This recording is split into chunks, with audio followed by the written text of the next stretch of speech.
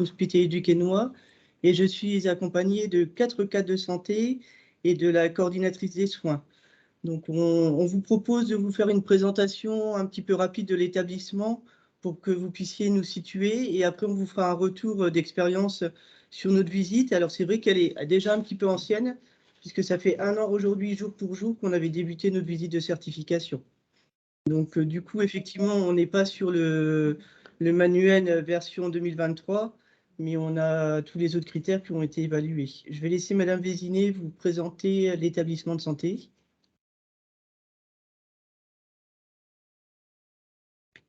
Oui, bonjour à tous. Donc, le centre hospitalier du Quesnoy a ses activités donc réparties, comme vous le voyez sur cette diapositive. Donc, tout d'abord avec 55 lits et places de médecine, 132 lits et places de soins de suite et réadaptation, ainsi que 40 lits d'unités de soins de longue durée. Ces activités sont réparties sur 4 bâtiments sur le site du centre hospitalier. Donc, vous avez après au niveau des activités, donc si je reprends dans l'ordre sur cette diapositive, donc nous avons une unité de court séjour gériatrique avec un hôpital de jour de 3 places.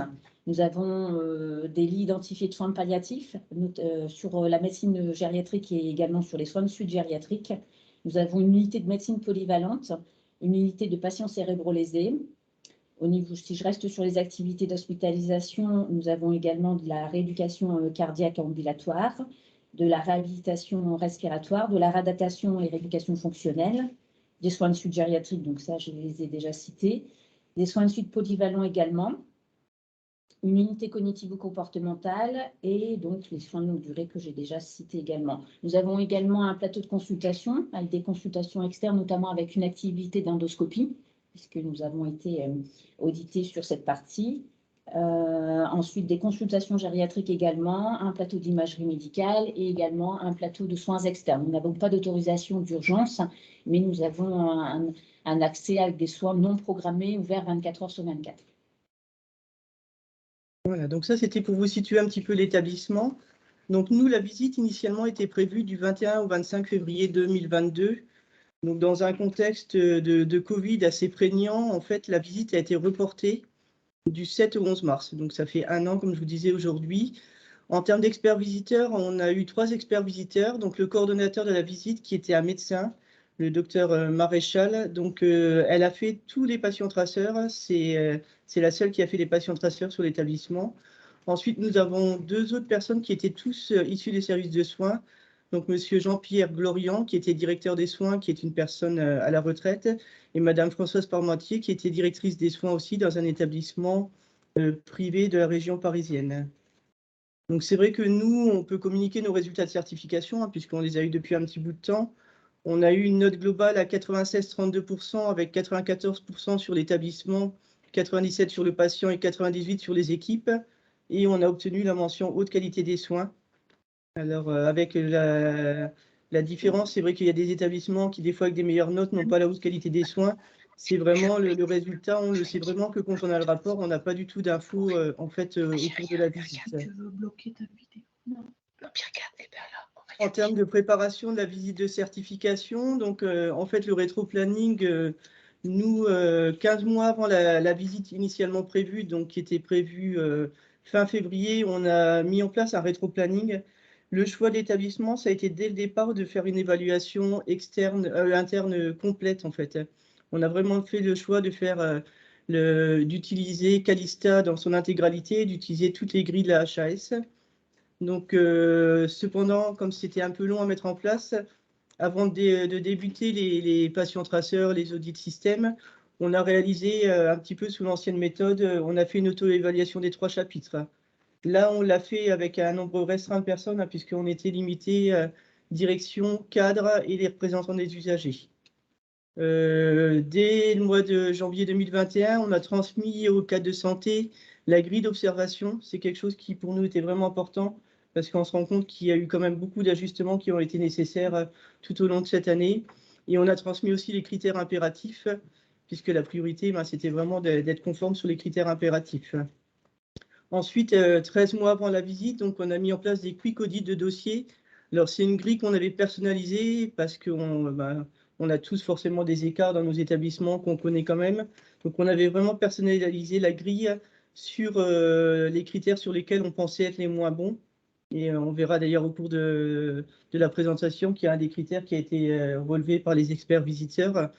Donc, on l'a fait pendant quelques mois et après, on a arrêté puisque c'était quand même assez chronophage pour les cadres, avec beaucoup de travail et de la préparation qui était quand même bien avancée. Au niveau de la préparation, donc de l'évaluation interne, entre février et septembre, on a fait tous nos patients traceurs. On avait fait au départ un rétro-planning qui devait aller jusqu'au mois d'octobre. Et en fait, je me suis rendu compte assez tardivement que si on voulait transmettre notre évaluation interne à la HAS, on devait avoir tout fini pour fin septembre. Donc, on a réajusté un petit peu notre rétro-planning. C'est pour ça que je vous ai mis, s'il y a des établissements qui veulent transmettre leur évaluation interne à la HAS, faites bien attention au calendrier qui est marqué sur Calista, parce qu'au-delà, le lendemain de la date qui est marquée, vous ne pouvez plus transmettre. Et moi, c'est vrai que je l'ai transmis à la dernière minute et je me suis retrouvé un petit peu devant mon ordinateur à devoir mettre une analyse qu'on n'avait pas du tout anticipée puisqu'on ne l'avait pas vue à l'époque dans les guides. Après, en toute honnêteté, l'évaluation interne, elle nous a été utile pour nous. On n'a eu absolument aucun retour des experts sur cette évaluation qu'on a menée. On ne sait pas s'ils l'ont regardé, on ne sait pas le retour qu'ils en ont eu. On n'a pas eu du tout de retour par rapport à ça. 6 mois jusqu'à 1 mois avant la visite, on a poursuivi donc toutes nos évaluations, mais là, hors Calista, donc notamment les référents, alors l'infirmière hygiéniste, les référents des vigilances, les cadres de santé, ont tous continué à faire des évaluations à partir des grilles qu'on leur avait transmises en amont. Et au niveau des représentants des usagers, moi, je les ai rencontrés 2 fois. Je les avais déjà vus une fois en mai 2021, donc pratiquement 10 mois avant la visite, où je leur avais fait un petit peu une présentation du fonctionnement de l'établissement, puisqu'on avait quand même des représentants des usagers qui étaient nouveaux. Et en septembre, on s'est entraîné sur la grille que la HAS avait fournie. Ensuite, ce que je vous propose, c'est pour être un peu plus concret, je vais passer la parole à Madame Clercy, donc, qui est cadre de santé en réhabilitation respiratoire et qui va vous expliquer, elle, comment elle a organisé la préparation de la visite dans son service. Donc, je vais tourner la caméra pour que vous puissiez la voir. Voilà.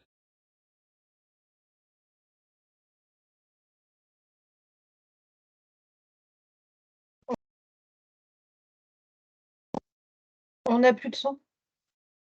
Oui, je pense qu'il y a quelqu'un qui a désactivé tous les micros Oui, je sans pense le qu'en faire tournant exprès. le... Ah, ou sinon en tournant le...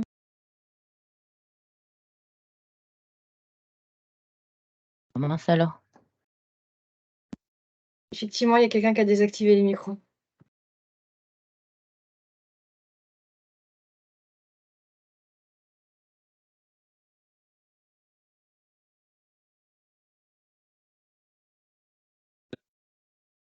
J'ai réactivé le micro ici. Est-ce que vous nous entendez? Oui, c'est bon, merci. Donc, je ne sais pas quand vous nous avez perdus. Allez-y, Madame Clercy. Donc, Madame Clercy, je suis cadre en réhabilitation respiratoire et responsable aussi d'une équipe au pool ménage. Sur le service de réhabilitation respiratoire, c'est un service qui fait partie des SSR, qui est un programme d'éducation thérapeutique avec des patients qui viennent en hospitalisation complète, hospitalisation de journée et des patients autonomes. On pourra un peu présenter le service. Donc, effectivement, il y a eu une préparation aussi bien avec Madame Moura sur des réunions. Hein, les équipes ont été conviées. Donc, on a essayé de faire participer le maximum d'agents pour comprendre la démarche. Ensuite, une partie de l'équipe avait aussi participé avec Madame Moura sur le patient traceur. Donc, on s'était mis en situation. Et puis après, on a refait l'exercice en équipe, en interne, pour sensibiliser le maximum d'agents aussi. Parce que le patient traceur, c'était un peu nouveau pour nous, donc il fallait vraiment que tout le monde comprenne la démarche. Donc, il y a eu des réunions régulières en équipe pour vraiment avancer sur ce qu'attendaient les experts. Donc, on a au fur et à mesure des informations données par la qualité, on essayait de sensibiliser sur les différents items, hein, parcours traceur, audit système, pour essayer vraiment de faire comprendre aux agents ce qui allait se passer.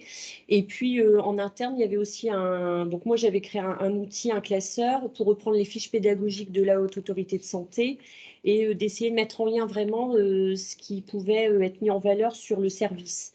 Donc à chaque fois je surlignais, je faisais des annotations pour que les équipes consultent le classeur dès qu'ils le pouvaient, et ils ont vraiment joué le jeu de s'impliquer et vraiment d'essayer de comprendre la démarche avec tout ce qu'on pouvait mettre en avant sur le service. Donc ça a été un outil intéressant qui a été vraiment utilisé par les équipes. J'ai eu un bon retour de cet outil qui les a peut-être aussi rassurés finalement, hein, pour centraliser les informations. Donc là, c'est sur l'amont. Après, je ne sais pas s'il y a des questions. Sinon, Manuela, vous prenez Sinon, on va continuer donc sur en termes de préparation au niveau de la communication. Donc c'est vrai que nous, au centre hospitalier du Quesnoy, alors c'est pas une pratique qui a été mise en place spécifiquement pour la certification. Il y a quand même un grand travail de collaboration avec les cadres qui est en continu. Donc c'est vrai que ces rencontres très régulières avec l'équipe d'encadrement me semblent indispensables. On a fait aussi en continu la formation des instances. Donc moi, en termes de qualité, donc 14 mois avant la visite, j'ai commencé à présenter dans les services la certification, puisque effectivement, nous, du coup, ça faisait 7 ans qu'on a eu la certification précédente. Hein, donc, il y a des professionnels, effectivement, qui connaissaient, mais il y avait quand même pas mal de nouveaux professionnels qui ne connaissaient pas forcément la certification. Donc, je leur avais fait un petit support de présentation pour bien leur présenter les différents outils. On a décliné aussi tout le manuel de certification en 10 guides, parce que pour pouvoir communiquer plus facilement, l'objectif, c'était pas de noyer tout le monde d'informations qui ne les concernaient pas. Ça a été vraiment d'essayer de cibler les informations sur ce qui concernait les personnes. Lors de ces présentations, on a fait aussi un retour par rapport à nos anciens résultats de certification pour bien réexpliquer qu'est-ce qu'on avait fait comme action depuis. Et on a aussi sensibilisé les professionnels sur le rôle qu'ils pourraient avoir lors de la visite.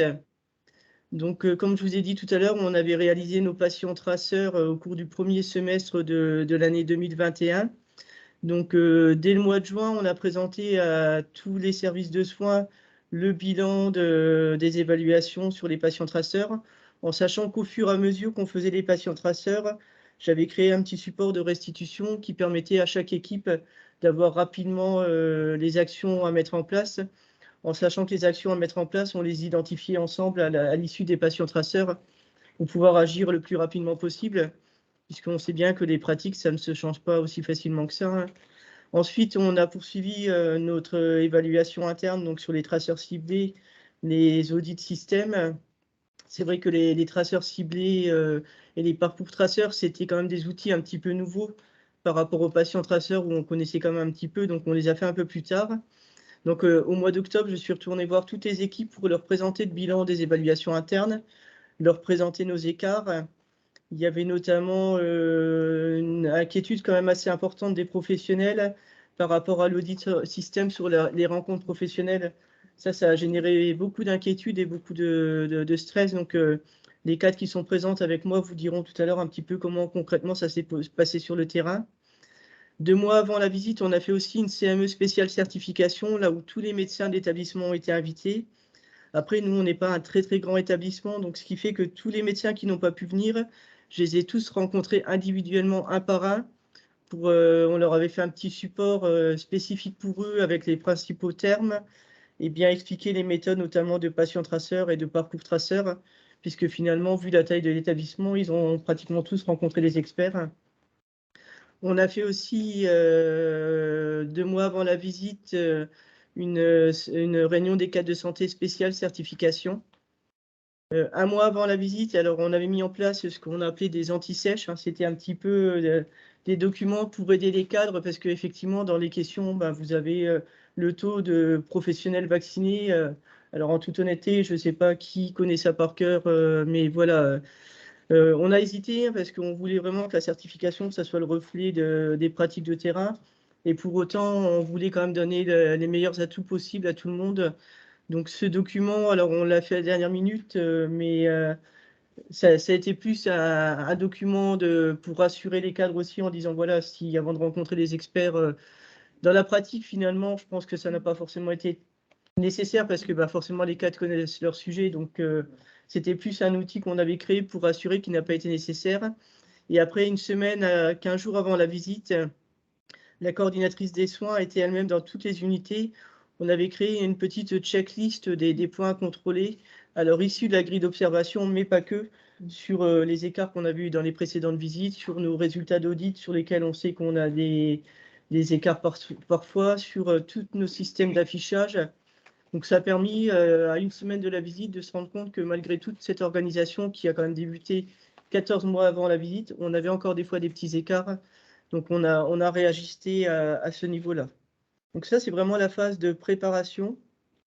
Donc si vous avez des questions à ce niveau-là, on peut déjà y répondre, ou sinon je peux poursuivre. Est-ce qu'il y a des questions au niveau de la préparation? Alors, il n'y a pas de questions dans le chat. Je ne sais pas si quelqu'un souhaite prendre la parole ou pas. On voit que c'est une grosse préparation quand même. Alors, on avait effectivement débuté longtemps d'avance. On a des établissements avec qui on travaille qui n'ont pas débuté aussi longtemps. Nous, c'est vrai que ça nous semblait important de ne pas faire du forcing juste avant la certification. Ça permettait aussi de remettre en place une démarche qualité qui avait été mise un petit peu de côté par rapport au contexte Covid. On était quand même fin 2020, début 2021. Donc c'est vrai qu'on était quand même dans une phase où les professionnels étaient encore vraiment la tête dans le guidon par rapport à ça. Je ne sais pas, j'ai une cadre qui propose d'intervenir. Donc moi, je suis Anne-Sophie Zanoni, donc cadre de santé en médecine polyvalente. Donc juste par rapport à la phase de préparation, donc un petit retour par rapport aux équipes. Cette phase de préparation qui avait été anticipée vraiment très très en amont par Madame Moura a été vraiment très utile sur le terrain parce que les équipes ont pu vraiment s'imprégner de cette méthodologie qui est quand même assez particulière et très spécifique. Et du coup, ça a été très facilitant ensuite sur le terrain parce que voilà, 14 mois à l'avance, ils se sont imprégnés progressivement en plus de leur pratique. Et enfin, je pense que ça a été un réel atout pour nous au niveau des équipes. Donc, je vous propose de poursuivre. Donc, au niveau de la HAS, donc, la date initiale, on l'avait eue le 10 novembre 2021, soit 3 mois avant la visite théorique. Donc, le problème qu'on a eu, c'est que j'arrêtais pas de relancer la HAS parce qu'on n'avait pas notre composition d'experts, sauf que la HAS n'a pas réussi à nous trouver d'experts pour réaliser la visite. Donc, un mois avant, on ne savait toujours pas si la visite aurait lieu. Finalement, 20 jours avant, la HAS nous a appelé en disant désespérément, on n'a pas d'experts pour venir faire la visite. Donc, ils nous ont demandé un report. Donc, ensuite, on a convenu d'une date de certification donc, qui était 15 jours après la date prévue initialement. On a eu donc seulement 3 semaines avant la composition de l'équipe d'experts visiteurs avec le calendrier de visite et la conférence téléphonique qui a eu lieu quelques jours plus tard, fin février. On nous a annoncé qu'en fait, on a eu un expert visiteur qui a été récusé. Alors, ce n'est pas de notre fait à nous, c'est en fait l'expert avait un membre de sa famille qui était membre d'un des établissements du GHT. Et donc, lorsque la HAS s'en est rendu compte, ils ont préféré le récuser d'eux-mêmes. Donc, on a su que le lendemain, on a eu un doute du fait que la nouvelle date qu'on nous avait proposée soit de nouveau reportée, puisqu'on n'était pas sûr d'avoir un nouvel expert. Et le lendemain, on a réussi à avoir un expert visiteur qui a été désigné. Donc finalement, on a reçu le calendrier de la visite le 11 février et on l'a déposé sur Calista le 21 février. Le travail de préparation du calendrier, c'est quand même un travail assez lourd parce qu'effectivement, on avait eu les profils des patients, il fallait arriver à coordonner, comme dans beaucoup d'établissements, nous on a des médecins qui interviennent, qui ne sont pas là toute la semaine. Donc il a fallu arriver à coordonner sur les différentes visites, en sachant qu'il y a quand même une grosse partie de patients traceurs. Donc nous, on a eu 9 patients traceurs ce qui fait quand même des services où les experts sont passés plusieurs fois. On avait des parcours traceurs qui des fois tombaient en même temps, les audits système, on avait essayé de coordonner. Alors nous, on avait essayé d'anticiper en proposant à la HAS des services pour les traceurs ciblés. Ça n'a pas marché. Le premier jour en arrivant, ils ont dit non, non, c'est nous qui décidons, on vous dira au fur et à mesure où on veut aller. Donc on a su un petit peu d'avance pour le premier jour, mais sinon c'était vraiment au fur et à mesure qu'on savait dans quelle unité ils allaient faire les traceurs ciblés. Donc on a reçu qu'une semaine avant seulement les informations vraiment sur les patients, le profil des patients traceurs. Donc là, les cadres ont dû faire un travail de préparation pour identifier tous les patients qui avaient le profil. J'avoue que je ne sais pas si ça a évolué depuis, mais à l'époque, la HAS ne fournissait pas de maquette pour renseigner le profil des patients. Donc, en fait, on avait établi une maquette nous-mêmes.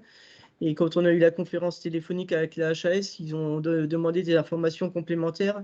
Donc, on a dû recompléter les documents qu'on avait déjà préparés. La HAS, donc les experts, comme ils ont été désignés très tard, ont pris connaissance de nos documents aussi qu'on avait déposés sur Calista très tardivement. Et en fait, le vendredi, donc 3 jours avant la visite, en lisant notre rapport de la commission des usagers, ils se sont rendus compte qu'on avait aussi un service d'endoscopie, donc ils nous ont demandé de rechanger le planning pour ajouter un patient traceur d'endoscopie donc à 2 jours avant leur venue. Donc là, ce que j'ai dit précédemment, c'est vraiment la HAS qui a choisi au fur et à mesure les unités pour les traceurs ciblés. Donc nous, on a fait 9 patients traceurs, donc qui étaient groupés sur les 3 premiers jours, 5 parcours traceurs. Donc là, le coordonnateur nous avait autorisé dans la liste des profils qui correspondaient, après sélectionner 2 dossiers. Donc c'est vrai que là, pour le coup, pour les parcours traceurs, moi j'ai rencontré les médecins, on a repris la grille entière avec eux pour qu'ils revoient bien les questions. Alors, en sachant que maintenant, vous expliquera tout à l'heure un peu plus pour la visite, mais entre ce qui avait été expliqué en théorie dans les guides pour le parcours traceur et comment ça s'est passé sur le terrain, il y avait un delta assez important. On a eu 8 traceurs ciblés et 9 audits système, dont 2 de nuit. Ok. Donc là, ce que je vous propose, c'est un retour de terrain aussi par Madame Clercy, donc le service de réhabilitation respiratoire. Donc, le lundi matin, nous avons démarré qu'un parcours traceur. Donc, on avait effectivement en amont préparé tous les documents nécessaires aussi. On nous avait expliqué qu'il ne fallait pas faire attendre les experts. Donc, tous les documents internes du service, tout ce qui existait, que ce soit pour la consultation, pour les accords, les consentements, on avait préparé tout un dossier pour que les experts aient tout à disposition, qu'on n'aille pas chercher pendant la visite. Donc, il fallait vraiment avoir une préparation en amont pour que ce soit le plus facile possible. Donc, il y a eu le parcours traceur. On a eu d'abord une rencontre avec le médecin et le cadre. On a rencontré l'expert pour expliquer comment se passait la prise en charge du patient. Donc, il y avait un dossier patient qui avait été choisi, quelqu'un qui était sorti, qui n'était pas dans l'établissement. Et le choix avait été fait sur une hospitalisation complète. Donc, on avait voilà, un dossier à disposition. Il y a eu des échanges avec surtout le médecin, j'ai envie de dire, mais ça s'est bien déroulé. Et le second temps, là, l'expert est parti dans le service faire une visite assez complète. Donc, bon, on s'y était bien sûr préparé, mais parfois, il y a eu des étonnements. Donc, il a visité le service en ma compagnie. Donc, nous, on a un bassin, donc bien sûr, vérification des contrôles, des bassins, demander effectivement la périodicité, les résultats. Donc, il faut vraiment avoir tout à disposition.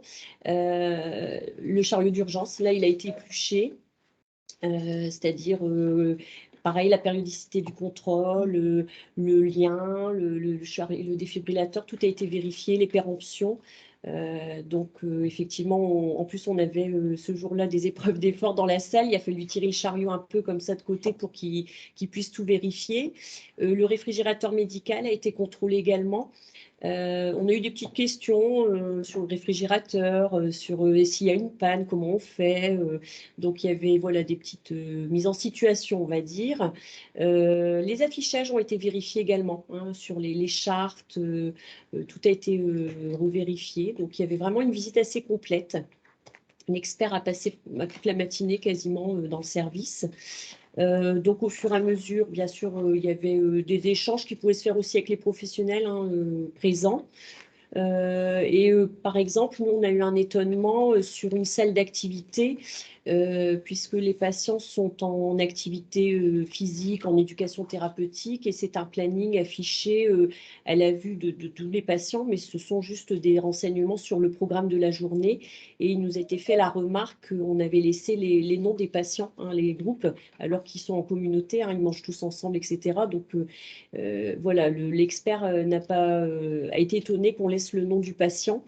Donc ça a été une remarque qu'on a pris tout de suite en compte. On a compris que c'est quelque chose qui était malvenu. On a essayé de s'expliquer, mais dès le lendemain, donc on a refait le point. On était toujours en relation avec Madame Moura, avec la coordinatrice des soins. On faisait les retours en équipe aussi entre nous. Et donc, tout de suite, on a retiré les étiquettes avec les noms. Hein. Et justement, le lendemain, l'expert est revenu et donc on lui a montré qu'on avait réajusté. Et ça, je pense que c'est important de montrer qu'on a entendu la remarque et qu'on a été réactif. Donc voilà, il faut montrer qu'on réajuste tout de suite, hein, il ne faut pas attendre. Il y a eu un audit système le lendemain, le mardi après-midi. Alors, comme disait ma collègue, on avait essayé de vraiment répondre au fur et à mesure aux équipes. Alors, l'audit système, ce n'était pas évident parce qu'on ne savait pas trop vers quoi on tendait. Et c'est vrai que les questions ont été diverses. Hein. Donc, moi, j'ai une ergothérapeute et puis une infirmière qui ont participé à l'audit système. Je voulais y assister, mais l'expert n'a pas souhaité que j'intervienne, donc je n'y suis pas allée. Donc, c'était vraiment des questions tous azimuts, hein, gestion documentaire, donc comment ils trouvent l'information, quel logiciel on utilise, comment ils déclarent un événement indésirable, comment ils ont le retour de ces événements.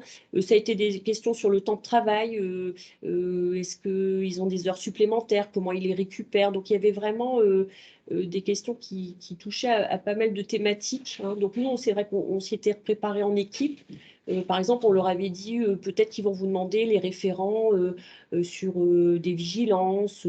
Donc on avait refait avec la qualité, il y avait tout un tableau récapitulatif où l'équipe avait vraiment réfléchi sur qui je contacte en cas de problème sur, par exemple, une matériau-vigilance. Donc tout ça, on s'y était un peu préparé au cas où, mais on n'a pas eu ce genre de questions. Donc l'équipe, ça s'est bien passé, hein, un peu, comme, au fur et à mesure, je pense, des visites. Le premier jour, ça a été un peu compliqué, mais petit à petit, l'équipe elle s'est habituée à avoir des experts dans le service. Et petit à petit, je trouve que la pression a baissé un peu. Donc ils appréhendaient, mais bon, finalement, il y a eu beaucoup d'échanges et qui a facilité le ressenti. Et puis le mercredi matin, nous avons eu un patient traceur. Donc, premier temps, c'est la rencontre avec l'expert, le médecin du service. J'étais également présente. Non, là, je n'étais pas présente, pardon. Donc, c'est le médecin uniquement, avec l'expert qui présente le dossier patient. Là, le choix était sur un patient qui est en hôpital de jour. Donc après, l'expert rencontre le patient. Donc là, ils sont en tête-à-tête. Et puis le troisième temps, on a réuni toute une équipe pluridisciplinaire. Hein. C'est un service vraiment où il y a une équipe avec diététicienne, psychologue, infirmier, kinésithérapeute. Donc on était assez en table ronde avec l'expert pour expliquer la prise en charge du patient. Et on a eu un très bon ressenti sur ce patient traceur parce qu'il y a eu vraiment beaucoup d'échanges avec un expert bienveillant. On a eu déjà des retours hein, de cette rencontre avec le patient traceur où justement il y avait une exigence sur le bracelet d'identification en HDJ et le patient avait évoqué que pour lui il ne comprenait pas trop parce qu'il venait qu'à la journée. Donc il avait fait lui-même un retour à l'expert visiteur et du coup on avait eu le retour juste après dans le troisième temps. Donc il faut savoir aussi qu'après cette rencontre avec l'équipe, donc, ce n'était pas le même expert hein, que celui du parcours traceur. Donc, il y a eu une visite encore du service où il y a eu encore des contrôles Par exemple, le chariot a été revu également, hein. Donc, il peut y avoir un deuxième contrôle sur des choses qui avaient été vues déjà le lundi. Donc, l'expert a revu des choses, elle a refait une visite dans le cadre du patient traceur. Donc, moi aussi, il y a eu quelques visites inattendues. On avait un programme qui était établi, mais finalement, le lundi en fin de journée, l'expert qui était venu le matin sur le parcours traceur est revenu pour reparler de la gestion des traitements au sein du service. Il était passé par la pharmacie juste avant, donc je pense qu'il faisait les liens. Et donc voilà, il avait des interrogations sur la gestion des traitements, puisque c'est des patients assez autonomes, donc comment on gérait ça. Et du coup, on a eu un peu l'interrogation de se dire peut-être qu'il a repéré quelque chose qui ne lui convient pas. Donc tout de suite, avec la présidente de CME qui est pharmacienne, on en a reparlé hein, dans la foulée ce soir-là, avec la pneumologue aussi. Et ce qui a permis, nous, de réintervenir au bilan d'étape le mardi matin avant de démarrer la deuxième journée, hein, puisqu'on se réunissait tous avec l'équipe des experts. Et donc, les pneumologues seront intervenus hein, pour expliquer comment on gérait les traitements, voilà, pour bien échanger et pour justement, finalement, expliquer l'éducation thérapeutique, enfin le lien.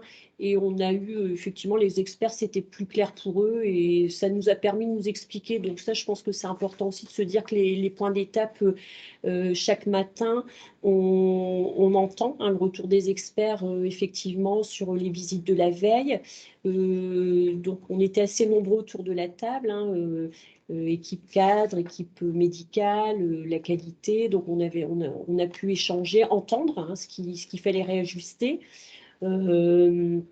Donc, on a essayé d'échanger. Après, je pense qu'il faut laisser les experts parler et puis comprendre qu'il y a des petits points à reprendre. Donc, ce qu'on a fait sans attendre pour leur montrer qu'on avait été aussi réactifs. Et puis, le vendredi, on a une restitution finale. Donc, ça nous donne une idée des grandes lignes des résultats, hein. On a entendu qu'il y avait une satisfaction de la part des experts, que effectivement, ils nous ont déjà un peu félicité. Donc, on était rassurés. C'était une restitution qui nous a permis aussi de nous dire, bon, bah voilà, on a essayé de répondre au maximum aux critères et on avait cette impression qu'on avait pu réajuster aussi, nous laisser le temps de réajuster parfois sur certains points.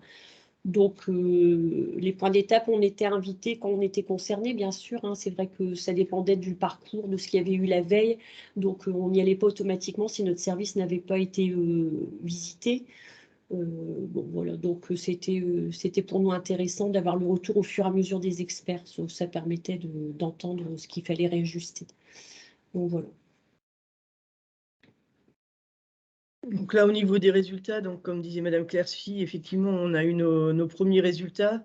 Donc ça s'est passé en 2 étapes, hein, comme c'est prévu dans le planning. De toute façon, au niveau de l'équipe de direction, on a déjà rencontré les experts le matin qui nous ont fait un retour sur les résultats, en sachant que là, en fait, on n'a pas vraiment les résultats très détaillés, donc on peut juste constater, mais qu'on ne sait pas où se situent les écarts.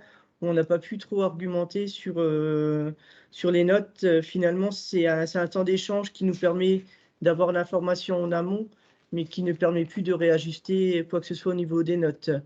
Donc effectivement, en termes de chiffres, mais de toute façon, vous le constatez tous, les notes sont quand même globalement très élevées hein, sur les résultats de certification. L'aspect binaire de la cotation oui-non fait que c'est plutôt oui que non. Donc on a vu des inquiétudes par rapport à ça aussi, parce que c'est vrai qu'à un moment donné, on nous avait dit le oui, c'est uniquement si c'est un oui franc. Là, le oui, c'est plutôt quand c'est un plutôt oui, en fait. Parce qu'effectivement, nous, j'ai pas donné nos résultats en détail, mais l'évaluation qu'on avait fait nous en interne, on s'était mis des moins bonnes notes que ce qu'on a eu au cours de la visite.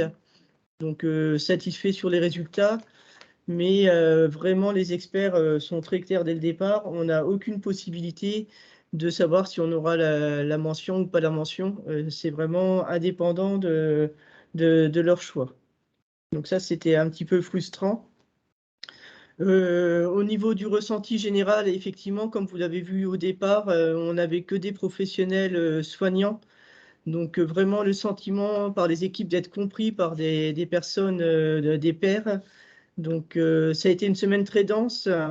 il y a des unités qui ont été sollicitées plusieurs fois. Je repasserai après la parole à mes collègues cadres, mais effectivement, alors le premier jour et le deuxième jour, ça a été très très dur. En fait, il y avait une pression. Alors je ne sais pas si c'était peut-être nous qui nous l'étions mis aussi, mais on sentait une tension. La première restitution du matin, il y avait une tension palpable dans l'air. Tout le monde est sorti en se disant la semaine va être dure et va être longue.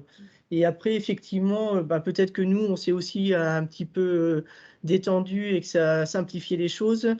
Mais franchement, la première restitution du mardi matin, tout le monde est sorti de là en se disant les résultats, ça va être catastrophique. Enfin, c'est vraiment un sentiment d'inquiétude et d'impression de ne pas répondre à ce qui était attendu par les experts, hein. Après, je sais que tous les établissements, c'est pas pareil. Nous, on avait préparé des preuves qu'on avait présentées aux experts. J'ai pas pu leur présenter. C'est vrai que moi, j'ai eu un petit peu, en tout cas au niveau de la qualité, un petit peu un sentiment de déception de dire on n'a pas pu valoriser tout ce qu'on a fait parce que on n'a pas pu être présent, on n'a pas pu leur montrer. Bon, finalement, le résultat, il est là, on a la mention, mais un petit peu un sentiment de frustration de dire ils n'ont pas tout vu. Et ce qui est important, mais ça, c'est pas nouveau, hein, c'est vraiment les professionnels qui se sont rendus disponibles. Ça a été soulevé par les experts, mais bon, on sait très bien que, en général, dans les visites, tout le monde se rend disponible pour les experts. Les difficultés, bon, alors c'est peut-être spécifique à nous, à l'établissement, mais on a vraiment eu une information tardive sur les dates de certification. Finalement, il y a des personnes qui avaient changé des congés pour être présentes pour la visite de certification et qui se sont retrouvées à être absentes avec le changement de date.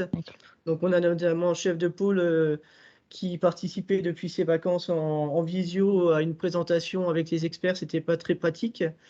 Comme on disait, au niveau de la restitution, on n'a pas accès aux notes détaillées. Donc, c'est vrai que a posteriori, quand on a eu le bilan complet, il y a des notes que nous, on aurait contestées. Mais comme on n'avait pas le détail vraiment des critères, on n'a pas pu le faire. On a eu quand même des bons résultats puisqu'on est à 96,3% de conformité. Malgré tout, on a quand même contesté certaines notes. Il y a des observations qui ont été prises en compte, d'autres qui n'ont pas été prises en compte. Mais on a hésité en toute honnêteté en se disant on a des bons résultats, est-ce qu'on va prendre le risque d'avoir un avis négatif du collège de la HAS? Et pour autant, il y a des choses qui ne nous semblaient pas pertinentes, donc on a dit on va au bout de la démarche, on justifie de ce qu'on a mis en place et on conteste ce qui nous semble contestable. Donc ensuite, au niveau des résultats, c'est vrai que, par exemple, pour les patients traceurs, on a des résultats globaux, ce qui fait que je n'ai pas pu transmettre au cadre leurs résultats vraiment de leur service. Donc chaque cadre ne peut pas savoir le résultat de son patient traceur. Donc c'est vrai que ça, c'était un petit peu décevant. Enfin, décevant, voilà. Après, au fur et à mesure, les experts communiquent avec les équipes pour dire le ressenti de ce qu'ils ont vu, hein. Nous, si tant est qu'on puisse donner des conseils, enfin, c'est plutôt comme ça que nous, on l'avait pensé. On a franchement trouvé intéressant de faire l'évaluation interne complète, vraiment entre l'auto-évaluation qu'on avait fait 14 mois avant la visite, et comme on le disait, Madame Vézini, la coordinatrice des soins, jusqu'à une semaine avant la visite, il y a vraiment, il peut y avoir des écarts entre ce qu'on pense et la réalité. Bon, ça, c'est le principe de l'évaluation, hein. L'audit système, effectivement, les professionnels chez nous étaient très inquiets par rapport à ça. Finalement, comme on vous a expliqué, on les avait préparés sur beaucoup de questions et ce n'est pas forcément les questions-là qui ont été posées.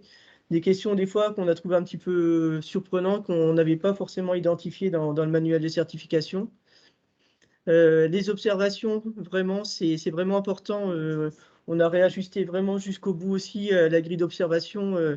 Effectivement, c'est prévu comme ça dans les grilles, mais on pensait qu'ils allaient peut-être pas repasser, mais effectivement, chaque expert qui passait refaisait l'évaluation, même s'il était passé la veille, il pouvait refaire l'évaluation. Donc, les experts nous ont quand même demandé de fournir des preuves au fur et à mesure de la visite, notamment nous sur le développement durable. Donc, c'est vrai que si les éléments sont prêts, c'est plus facile à les fournir. Le premier jour, comme je vous disais, la première restitution du matin, on a eu des remarques notamment sur la douleur. Donc c'est vrai que nous, on avait l'impression d'être conformes. On traçait la douleur, on ne traçait pas quotidiennement la non-douleur. Les experts nous ont dit que la non-douleur devait être tracée quotidiennement. Alors ça fait l'objet de débats, hein, parce que c'est vrai que dans les guides, nous, on n'a pas forcément identifié. Pour autant, on a réuni la présidente du CLUD, un groupe de travail spécifique dès le lendemain. Et dès le lendemain, on a réajusté, on a rendu l'évaluation de la douleur, enfin, pas l'évaluation, mais la traçabilité de l'évaluation de la douleur et surtout de la non-douleur quotidienne. Nous, dans l'établissement, c'est peut-être pas le cas en général, mais le port du bracelet n'avait pas été rendu systématique. Ça fait pendant des années l'objet de débats au niveau médical notamment. Là, pour le coup, ça a été aidant parce que nous, au niveau de la CIV, on espérait pouvoir le mettre en place depuis des années, c'était toujours bloquant. Donc là, les experts ont fait la remarque aussi que pour eux, on n'était pas conforme parce que le bracelet n'était pas systématiquement posé. Donc dès le lendemain de la visite, on a réajusté, on a rendu le port du bracelet obligatoire. Ce qui est intéressant aussi, c'est vraiment les personnes qui ont été rencontrées la veille, de pouvoir être présentes à la restitution. Notamment, nous, les médecins, sont tous venus aux restitutions du lendemain matin et ils ont pu réargumenter sur des points sur lesquels les experts, on aurait peut-être été un peu moins dans la capacité de répondre si ce n'est pas les médecins eux-mêmes qui avaient répondu au coordonnateur de la visite. Par contre, juste une petite remarque, c'est vrai que nous, on a invité nos représentants du personnel à l'audit système qualité de vie et travail en équipe. Les experts avaient été surpris. Ils ont dit que normalement, on n'aurait pas dû le faire, qu'eux, ils les rencontraient plutôt sur les rencontres de terrain. Nous, ça nous avait semblé pertinent. Donc, je ne sais pas, dans les personnes conviées, en tout cas, nous, le coordonnateur de la visite a dit qu'il aurait préféré le savoir un petit peu en amont, en fait, plutôt que de découvrir, même si on leur avait donné la composition des personnes présentes, qu'il y avait effectivement des représentants du personnel. Bon, finalement, ça s'est bien passé, hein, puisque nous, il y a une bonne coordination avec les représentants du personnel, et donc la rencontre s'est bien passée. Mais ça a été un petit peu une surprise de l'expert, hein. Donc voilà, après, juste avant de commencer la présentation, je discutais avec Laurine Dutoit. C'est vrai que du coup, nous, ça fait 1 an qu'on a la visite.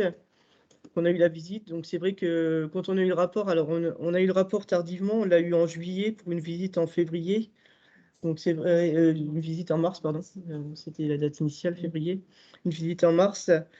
C'est vrai que ça a été très long, en plus on a eu le rapport donc début juillet, c'était les vacances scolaires, donc les vacances d'été, donc juillet-août, pas d'action. On avait prévu de recommencer des patients traceurs, enfin de refaire une évaluation interne sur un cycle de 2 ans. Là, c'est vrai qu'on doit le faire cette année. En toute honnêteté, on n'a pas encore recommencé. On est reparti sur de la démarche qualité plus traditionnelle d'audit. Ça, c'est aussi un des écarts que les experts nous ont soulevé. C'était on ne faisait pas assez d'évaluation de pratique. Donc, c'est vrai que pendant la période Covid, ça a été un petit peu difficile. Donc là, on est reparti sur vraiment une démarche d'évaluation plus importante. Mais pour autant, on a quand même prévu de refaire notre évaluation interne sur un cycle de 2 ans. Donc là, on va reprogrammer des patients traceurs, des parcours traceurs et des audits systèmes, enfin, les outils de la HAS, en fait. Voilà, ça c'est notre retour d'expérience du Quesnoy. Donc effectivement, c'était il y a 1 an.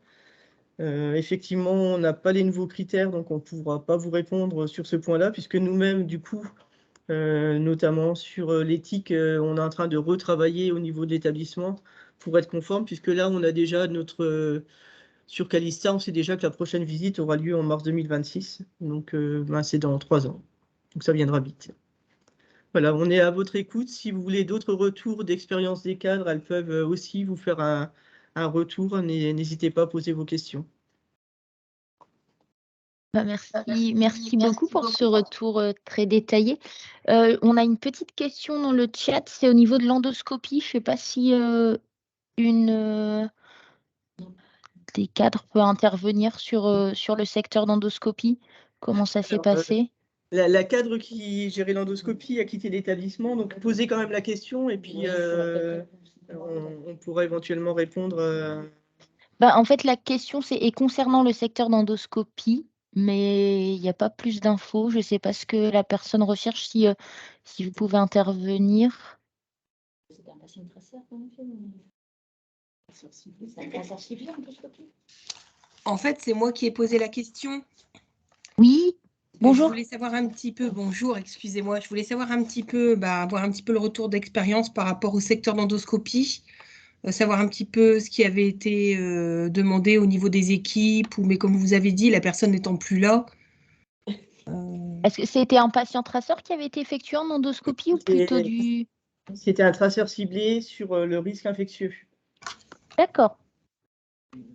Et ça avait été ajouté le dernier jour. Ça a été rajouté le dernier jour et bon, ils sont repartis, de mémoire de ce que m'avait dit la cadre, ils sont vraiment repartis sur toute la partie réglementaire sur l'endoscopie, hein, sur la traçabilité. Ils ont regardé nos checklists, ils ont regardé la conformité, la formation des consentements du patient, l'information du patient. Donc, ils avaient hésité à un moment donné à faire un patient traceur. Sauf qu'on n'a pas réussi à trouver de patient qui correspondait. Et du coup, ils sont entre guillemets, par défaut, rabattus sur un petit peu un traceur ciblé, mais qui était en fait plus un échange avec l'infirmière qui est en endoscopie et la cadre de santé sur les pratiques. Donc, ça a plus ressemblé à vraiment un échange, expliquer tout le fonctionnement de la prise en charge d'un patient en endoscopie.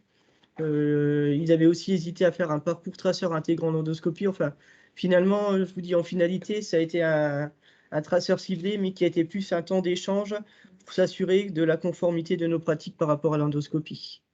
D'accord. D'accord. Je vous remercie. La partie formation aussi des professionnels Ah oui, qui a été évoquée avec une démarche aussi dans le cadre d'un groupe de travail au niveau du GHT qui avait été mis en place sur le centre hospitalier de Valenciennes, auquel on participait et qui notamment allait nous permettre de former l'ensemble de l'équipe. D'accord. Mais écoutez, je vous remercie beaucoup. de rien. Merci. Est-ce qu'il y a d'autres questions?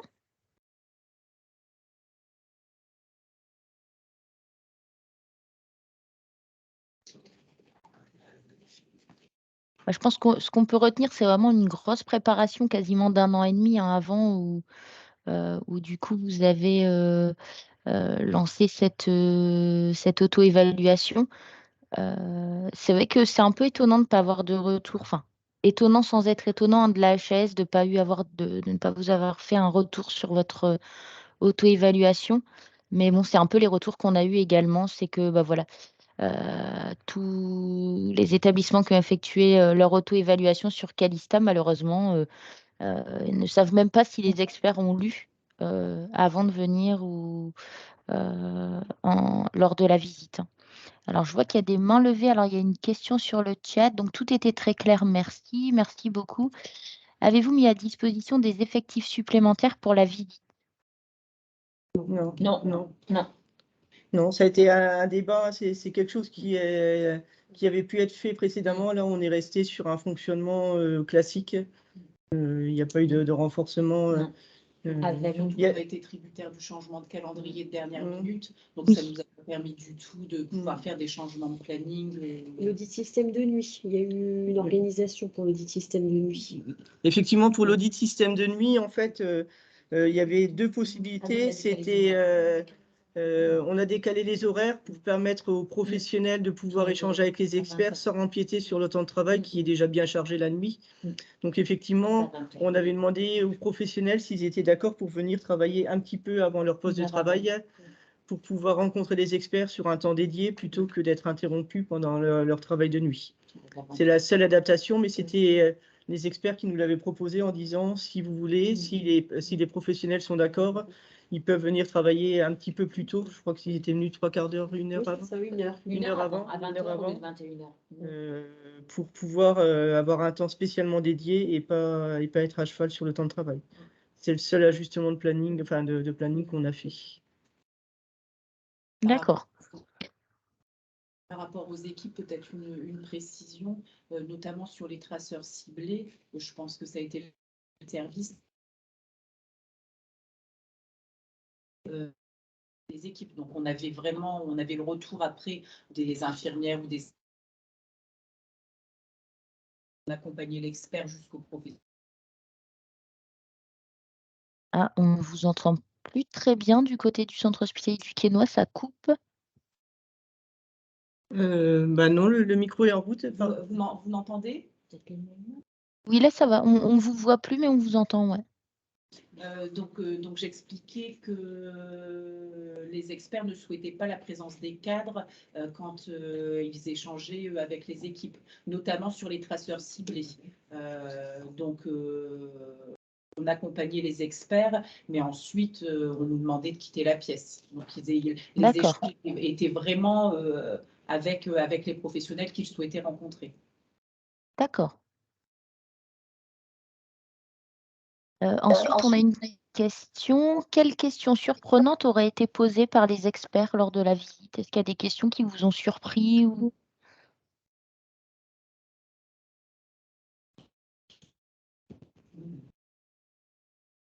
C'était plus...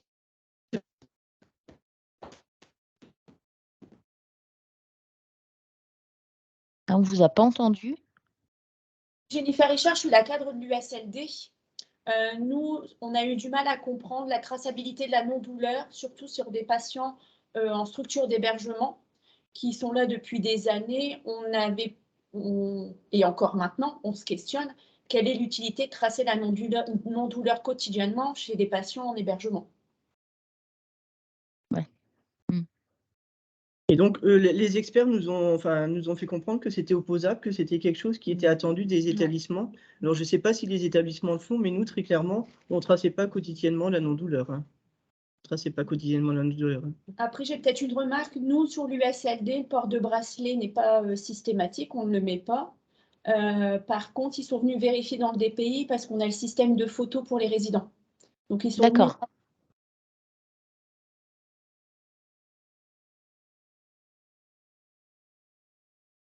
Et après,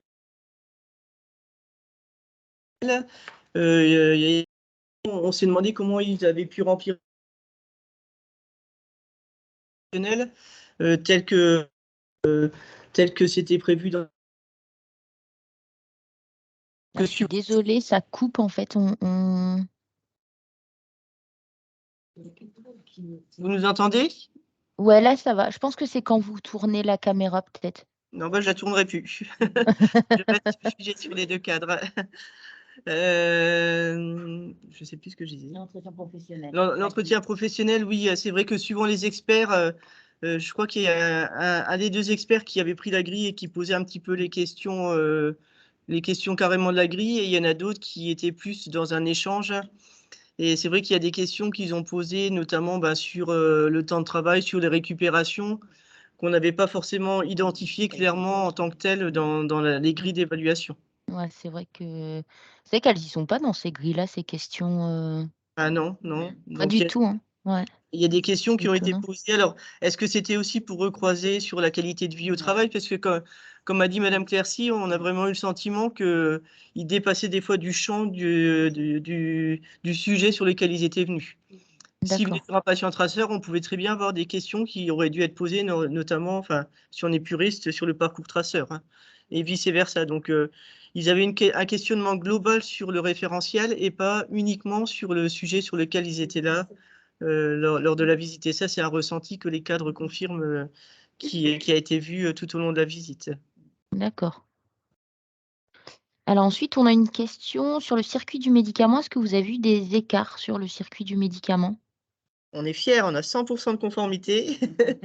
Alors, pour le coup, je vais pas vanter RSQR, mais c'est vrai qu'on a quand même eu un travail de collaboration avec vous en amont qui nous a bien aidés. C'est-à-dire que dans un des webinaires, il avait été proposé de faire un traceur ciblé. Madame, je vais quand même essayer de bouger la caméra parce que Madame Zanouni qui est présente, en fait, on avait fait un traceur ciblé en lien avec RSQR et l'Omedit sur l'insuline, et franchement, on est content de l'avoir fait parce que c'est vrai que quand on a les grilles, bon, c'est une chose. Maintenant, c'est vrai que l'Omedit qui vient et Réseau Santé Qualité Risque qui vient, vous avez été au-delà de ce qu'il y avait dans les grilles. Et finalement, les experts, quand ils étaient là, ils ont été aussi au-delà de ce qu'il y a dans les grilles.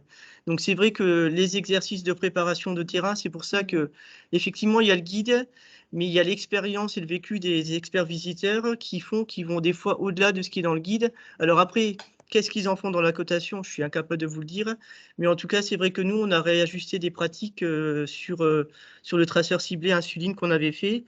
Et après votre venue, on a les équipes de la pharmacie sont repassés dans les autres services pour faire des traceurs ciblés aussi. Alors, pas aussi formalisés, mais au moins regarder la grille et puis voir si on était conforme ou pas. Donc, c'est vrai que le traceur ciblé, alors après, on avait fait aussi en amont, là, 1 an et demi en avance, un gros travail sur ce critère impératif, sur les médicaments à risque, on a réuni les groupes circuits des produits de santé. Donc, c'est vrai que il y avait eu aussi un gros travail en amont de révision de la composition de la liste des médicaments à risque qu'on avait revu, qui avait été revalidé. Il y a des affiches qui avaient été mises, des supports d'information. Enfin, il y avait eu un gros travail d'appropriation.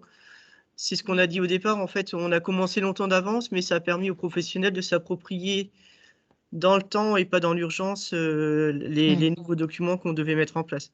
La liste des médicaments à risque, elle existait depuis longtemps, hein.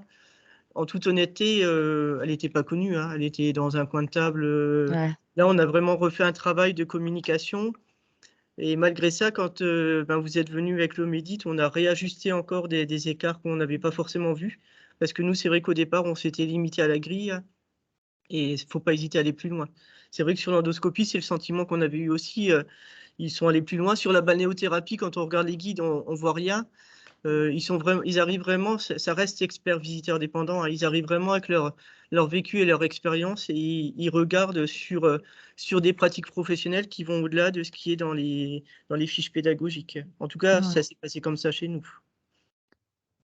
Ouais, super, mais en tout cas, merci beaucoup. Et c'est vrai que quand on était venu avec l'Omédit, on s'était dit, en partant, on a peut-être été un peu trop loin, on espérait ne pas avoir été trop loin, mais bon, si les experts font, de la même façon, au moins ça aura permis pour vous d'élaborer un plan d'action du coup, derrière.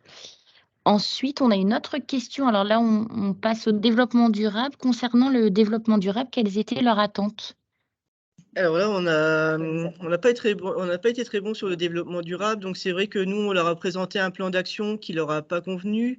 Et ils nous ont reproché de ne pas avoir de suivi d'indicateurs suffisamment pointus. Donc, on avait des indicateurs de consommation d'électricité, mais ils ont, d'électricité, d'eau, les indicateurs classiques. Mais ils nous ont reproché de ne pas avoir d'action suffisante derrière. On leur a un plan d'action prévisionnel. Les ampoules, on leur expliquait qu'on avait un plan de changement des ampoules à LED, mais enfin, en gros, tout ce qu'on leur a présenté, c'était pas suffisant. Donc là, c'est vraiment un point. Alors, en toute honnêteté, on sait que nous, en interne, on avait du travail à faire. On pensait quand même être meilleur que ce qu'eux, ils ont ressenti. Ça fait partie des preuves qu'on a dû fournir. On a fourni les plans d'action, on a fourni les comptes rendus d'instance où on a présenté des résultats. Et pour autant, on a contesté le rapport, mais pour autant, là, ça n'a pas été changé. Ils sont restés sur le fait que ce qu'on avait fait, c'était pas suffisant. Donc, D'accord. Vraiment un plan d'action avec analyse des indicateurs et action concrète au regard des indicateurs et réajustement. Et on leur a présenté nos tableaux de bord, pourtant sur lesquels on avait une petite analyse à l'issue, mais c'était pas suffisant. D'accord. Ensuite, on a une question. Alors, dans le tableau numéro 13, vous nous indiquez que le cadre de santé, sa présence n'est pas tout le temps nécessaire. Pourquoi? Alors, moi, je suis Nadia Delatte, j'étais cadre en court séjour gériatrique avec des lits de soins palliatifs. À chaque passage, comme on vous l'a dit, à chaque passage des experts visiteurs, on le savait au dernier moment. Notre souhait, c'était de participer, aux entretiens. Et ça nous a été signalé par 2 experts visiteurs qui ne souhaitaient pas qu'on soit là parce qu'ils savaient très bien qu'on allait être là peut-être pour répondre à la place des agents. Par contre, les cadres, moi j'ai participé à un parcours traceur, un traceur ciblé, un patient traceur, un audit système. Donc pour le parcours traceur, c'était un patient de médecine qui venait en SSR et là c'est l'équipe complète. Et je veux dire c'est une force parce que là j'allais vous parler après moi des agents qui sont, même si nous il y a le stress avec la hiérarchie, les agents sont quand même les personnes qui sont là pour répondre et là il y a un immense stress pour eux. J'ai trouvé que le parcours traceur, on était tous sur une table, mais ça allait de l'ASH jusqu'à l'assistante sociale. On avait décidé d'être tous ensemble malgré je veux dire, parce que l'assistante sociale, elle avait son boulot et tout, mais on savait qu'il venait tel jour et tout de suite, on appelait tout le monde et tout le monde faisait un effort pour être là. Et je pense que c'était une force que tout le monde puisse répondre. Et là, je veux dire, autant bien le cadre que le médecin, l'assistante sociale, etc. Après, pour le traceur ciblé, moi, j'ai eu ça s'est su peut-être 2 ans avant, les précautions complémentaires contact. Et là, c'est un ASH qui a été, je veux dire, j'avais qu'un ASH dans le service. J'aurais voulu pouvoir rester près de lui, mais non, la dame elle lui a dit, on va au niveau de l'unité mobile devant la chambre, et elle lui a posé énormément de questions sur est-ce qu'il savait ce que c'était que les différentes précautions complémentaires. Et je veux dire, après, comment il faisait son travail, elle lui posait des questions. Et je veux dire, pour lui, bon, c'était un jeune, je veux dire, il y avait quand même beaucoup de stress, mais bon, il a su répondre de ce côté-là. Et je veux dire, moi, ce que j'ai remarqué, c'est quand même qu'ils étaient, je ne sais pas si je veux dire le terme de bienveillant, mais c'est ce que tout l'ensemble du personnel a trouvé. Quand les questions, elles étaient trop pointues, je veux dire, avec des mots qui sont quand même particuliers au niveau de la qualité, elle reformulait sa question différemment pour qu'il puisse comprendre des fois et puis répondre. Après, j'ai noté certains trucs, excusez-moi. Au niveau du patient traceur, moi, j'avais au niveau du soin palliatif, il fallait déjà que la personne soit capable de répondre. Parce que pour le patient traceur, il y a quand même une partie où l'expert visiteur vient voir directement le patient pour lui poser les questions. Donc ça, c'était à nous. Il faut savoir que vos agents, souvent, ne savent pas ce que c'est CDU, vaccination, etc. Donc, nous, on a pu, comme vous dites, comme on vous l'a dit, en amont, rappeler au personnel toutes les questions qui risquaient d'être posées avec les grilles d'audit et d'observation qu'on a revues et qu'on a pu travailler. C'est-à-dire, si vous demandez à vos agents le nombre de vaccinations de grippe, ils ne doivent pas le savoir. Le CDE, il y en a beaucoup qui ne savent pas ce que c'est. Même ne serait-ce que les affichages dans les services. Le plan blanc, la panne d'informatique, tout ça, ça a été posé. Donc, il faut vraiment travailler avec ces équipes pour qu'ils puissent avoir un petit peu, être préparés, puis avoir moins ce stress qu'ils auront forcément ce jour-là. Mais les cadres sont là pour les aider, mais sachez que ce jour-là, par contre, elles ne peuvent pas être à côté. C'est ça qui a posé problème par moment. Oui, du coup, c'est vraiment laisser la parole aux professionnels finalement. C'est vraiment le ressenti que vous avez eu.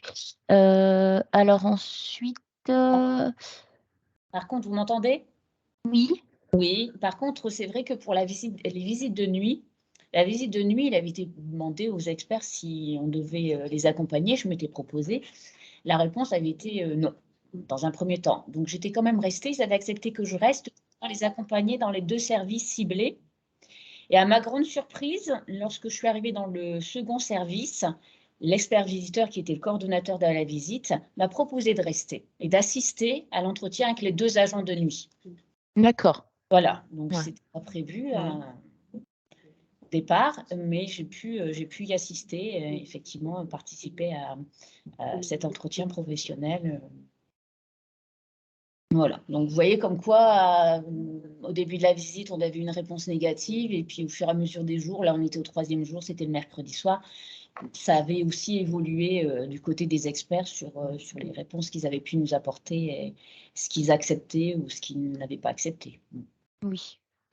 Alors, si on revient sur la liste des médicaments à risque, c'est vrai, Cédric, tu as intervenu dans le chat, mais oui, bien faire attention, c'est le retour qu'on a actuellement. L'AHS demande bien une liste de médicaments à risque par secteur. Donc, bien identifier vos listes de médicaments à risque pour chaque secteur de votre établissement. Et ensuite, Élodie vous a également mis dans le chat la dernière fiche pédagogique de l'AHS sur le critère éthique, avec quelques exemples de questions qu'on retrouve notamment dans la fiche. Et ensuite, on a une question. Pouvez-vous nous parler des représentants des usagers? Ont-ils été invités sur toute la durée et leur présence était-elle souhaitée?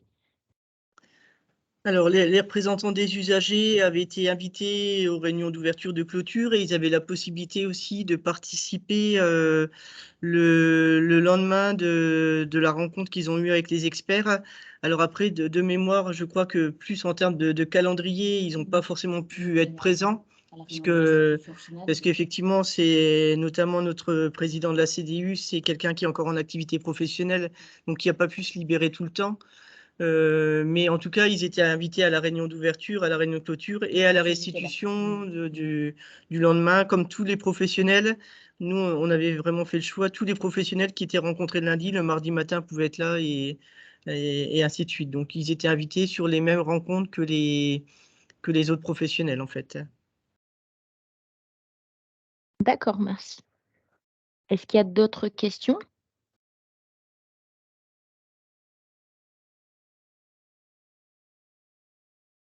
Est-ce possible d'avoir la grille d'évaluation au médic sur le circuit du médicament? Alors, en fait, oui, ce que madame Moura, en fait, on avait réalisé un traceur ciblé, spécifique sur l'insuline. Du coup, on avait fait un petit appel aux établissements et le centre hospitalier du Quesnoy nous avait permis de réaliser, de tester, du coup, la grille chez eux. Donc, oui, on peut vous envoyer, si c'est de cette grille que vous parlez, oui, on peut vous envoyer du coup, la grille, traceur ciblé, spécifique, insuline. Il y a aucun souci.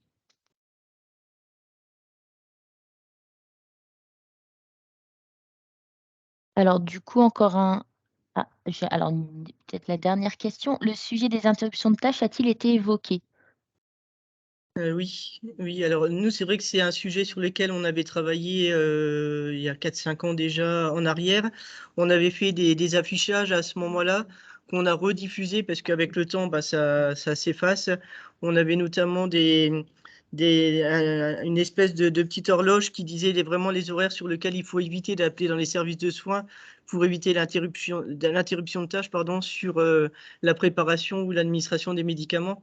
Donc ça, c'est quelque chose qui est en place dans l'établissement avec des affiches qui avaient été faites aussi pour mettre dans les chambres des patients, mais qui n'a pas été créé spécialement pour la certification puisque c'était un projet qui avait été initié il y a longtemps. Ça a été juste réactualisé, mais c'est quelque chose qui a été évoqué aussi lors des rencontres avec les experts, hein. D'accord. Alors après, moi, sur la dernière diapo, j'ai mis l'adresse mail qualité.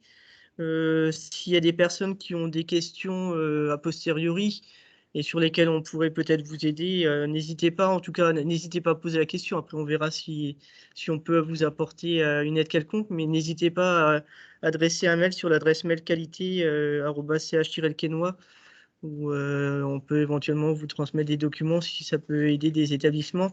Je sais que moi, en tant que qualiticienne, j'avais participé avant la visite à justement des webinaires comme ça et j'avais toujours eu des informations qui m'avaient permis de faire des retours aux équipes et de leur dire attention sur tel sujet sur lequel on n'avait pas forcément anticipé, de pouvoir réajuster des choses. Merci beaucoup en tout cas. Alors attendez, on a encore une question. Lors des observations, les solutions hydroalcooliques au PCT sont-ils bien contrôlées autres que leur disponibilité, péremption, etc.? Tout le temps. Ah bon Ça, c'est La fermeture intermédiaire qui n'était pas toujours non les plus dates. respectée. les dates d'ouverture, les dates. Enfin, vraiment, sur les observations, s'il y a bien une chose à retenir, c'est qu'ils sont tout le temps dans les observations. Ça, c'est. Moi, j'ai une anecdote où il y avait un container au PCT sur une unité mobile de précaution complémentaire. C'était le 3e jour de visite. L'expert avait déjà fait des observations les 2 premiers jours. Et en passant dans le couloir, il a vu le container au PCT, il s'est arrêté en disant « je ne vois pas la date » et en fait elle était derrière. Donc il a retourné le container pour vérifier qu'il y avait bien la date. Et on était sur le 3e jour de visite et les observations, il en avait déjà fait dans le service les 2 premiers jours. ouais, donc ils sont très attentifs là-dessus, quoi. C'est pour ça qu'on a dit la grille d'observation, franchement, il ne faut pas la prendre, enfin, il faut vraiment bien la contrôler et recontrôler. Nous, c'est vrai que sur les OPCT, sur des fermetures intermédiaires, tout ça, on a dû recommuniquer, enfin, on a dû faire tout un travail de sensibilisation qu'on pensait acquis et qui finalement, donc c'est bien de l'anticiper, de la donner au cadre, de s'y préparer en fait. Peut-être dernier petit conseil de terrain, je reviens sur ce que ma collègue Mme Clercy vous a dit tout à l'heure. J'avais appliqué la même chose qu'elle, avoir un classeur dans le service à disposition des professionnels de terrain pour qu'ils puissent vraiment s'imprégner de toutes ces grilles, des choses qui vont être contrôlées, etc. Je pense que c'est un outil qui a bien fonctionné chez nous et qui est indispensable à mon avis en termes de préparation. Ouais. Et ensuite, on a une question. Vous ont-ils dit qu'il ne fallait pas écrire sur les flacons de chat? Quels sont vos délais de péremption après ouverture? Non. Non, on écrit dessus. On écrit dessus, ouais, nous. Ouais. Ouais, c'est 6 mois. Les étiquettes peut-être. Ah, bah, des étiquettes au lieu des Ouais, directement. non, on n'a pas eu de remarques sur ça et nous, c'est vrai qu'on écrit dessus. On écrit dessus, pas d'étiquette. D'accord. Bon, en tout cas, merci beaucoup du coup pour ce retour d'expérience et très riche et du coup très intéressant. Encore félicitations du coup pour vos résultats de certification. Merci. Il faut le maintenir maintenant. C'est le prochain objectif. Oui, bah oui, ouais. Bon, ça vous laisse déjà, oui, ça vous laisse le temps de continuer à dynamiser un petit peu la démarche qualité et puis vous préparer pour 2026. Alors, je vais juste me permettre de reprendre la main, hop, juste pour vous montrer du coup, je ne sais pas si vous voyez mon écran. Oui. Oui, alors juste pour terminer ce webinaire, vous rappeler un petit peu les événements à venir. On réalise du coup un webinaire sur les bonnes pratiques d'antibioprophylaxie, donc en partenariat avec l'OMEDIT et le CEPIAS le 11 avril prochain. Et ensuite, on souhaite, donc du coup, on a vu que les questions tournaient beaucoup autour du nouveau référentiel V2023. Alors, comme je le disais en début de webinaire, hein, la difficulté, c'est que malheureusement, les établissements n'ont pas le droit de communiquer tant qu'ils n'ont pas le rapport de visite. C'est une demande de la HAS. Donc, ce qu'on aimerait, nous, c'est vous proposer un retour d'expérience d'un expert visiteur de la région en mai. Un expert visiteur, du coup, qui aurait déjà réalisé des visites sous la V2023, qui pourrait nous donner, du coup, quelques infos. Et du coup, en juin, vous proposer un retour d'expérience d'un établissement qui a passé sa visite version V2023. Et on en profitera également pour faire un petit topo sur les nouveautés V2023 et le retour, nous, qu'on a des établissements, mais aussi de notre coordonnateur médical qui est expert visiteur également, qui nous a donné aussi quelques infos et quelques particularités du coup de ce nouveau mode de visite version V2023. Voilà un petit peu les événements à venir. De toute façon, vous allez avoir les infos hein, par mail ou via notre site internet. Si vous voulez voir des replays de webinaires, tout est dispo également sur notre site internet ou notre chaîne YouTube. Vous pouvez aller voir directement sur notre chaîne YouTube. Et puis, du coup, un grand merci à tous pour votre participation. On reste disponible si vous avez besoin. Si Madame Moura est d'accord pour transmettre le PowerPoint aux personnes qui étaient présentes. Et ensuite, il y aura le webinaire également qui vous sera envoyé. Encore un grand merci du coup pour la disponibilité du centre hospitalier du Quesnoy pour ce retour d'expérience très très riche et je pense qu'il va tous nous aider dans la démarche qualité des établissements pour la préparation à la visite. Merci à vous pour votre confiance en nous ayant proposé cette présentation. Ça nous Merci à vous. dans nos souvenirs.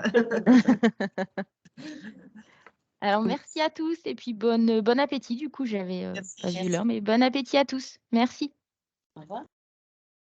Au revoir. Au revoir, merci.